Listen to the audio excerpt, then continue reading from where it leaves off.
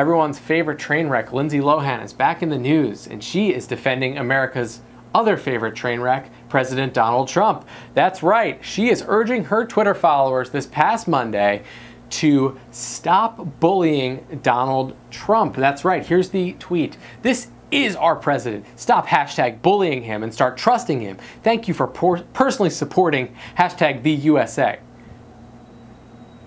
Now, Richard. Trust but verify. That's what Ronald Reagan said. That's what Donald Trump said. So that's what Ronald Reagan, not Donald Trump, Ronald Reagan. No, I was about to say that we've been hearing over and over again from folks in the Trump camp that Donald Trump is a sensitive soul and he's been unfairly targeted by these bullies in the mainstream media, all these people saying these mean things about him, and he's really sad about it. Now, meanwhile, on the other side of the White House, or maybe the other side of the East Coast if she's in New York, First Lady Melania Trump is in charge of an anti-bullying campaign. Ironic, coming from the man who is the biggest bully of them all. Richard, what do you think about Lindsay Lohan?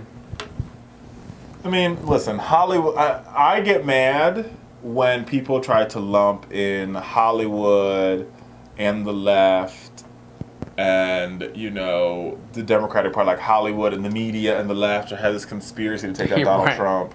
And I mean, if you want to trust Lindsay Lohan, who we already know is a Becky that got some serious problems, like, I mean, Oprah had to step in to help her. That's how bad it was. And I'm happy she's in recovery. I don't think she is. But, I mean, she also did tweet that real Donald Trump, at Ivanka Trump, at FLOTUS, at Don Jr. are kind people. And as an American, why speak poorly of anyone? Hashtag faith, hashtag July 4th.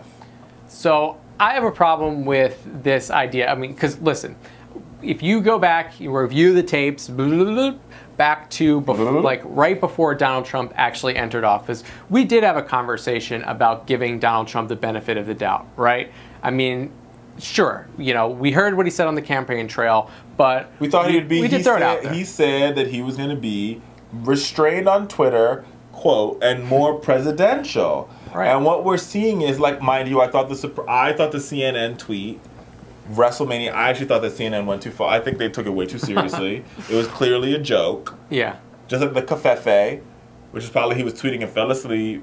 That's exactly what happened. And it was funny and it was a joke, but then people in the media took it seriously. Yeah, focus on the serious things. Goes back to this critique I made, and I promised I'd make before the show is out, right? Is that, so let me say this. Donald Trump needs the media, the fake news media, just as much as the fake news media need him. They have a symbiotic marriage. Like, he has to tweet at them so they could talk about him, so then he could tweet at them, and they could get, like, remember, when he attacked Mika and Joe, their ratings went through the roof. Yeah. And they got more advertisers, and life was good. Right? But what the media is missing, while they have this little spat with Donald Trump, is that he is rolling back regulations, and whether you agree with the regulatory rollbacks or not, that's real news. That affects real people. Last week on the show, we talked about the Clean Waterways rule that Obama created 6 years ago. Pruitt, Director Pruitt from the EPA, Environmental Protection Agency, and Donald Trump rolled that back. 117 million Americans, clean water is in jeopardy. Almost 30% of the country. Right? Betsy DeVos just put the head of a predatory student loan company in charge of the financial aid office at the Department of Education. That is a national news story. His loan company is a predatory lender, and now he's running all the student loans. Yeah, that's good. That's going to work. And that is not headline news. If it were me, and if I were Democrats, and I was on Capitol Hill, I would be subpoenaing Betsy DeVos every day.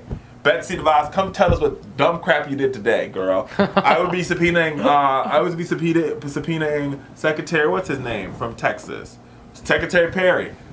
How's our nuclear stockpile doing? What the hell are you doing over there? Rick Perry? Yeah. Like, Jeff Sessions, what the hell is happening at Justice?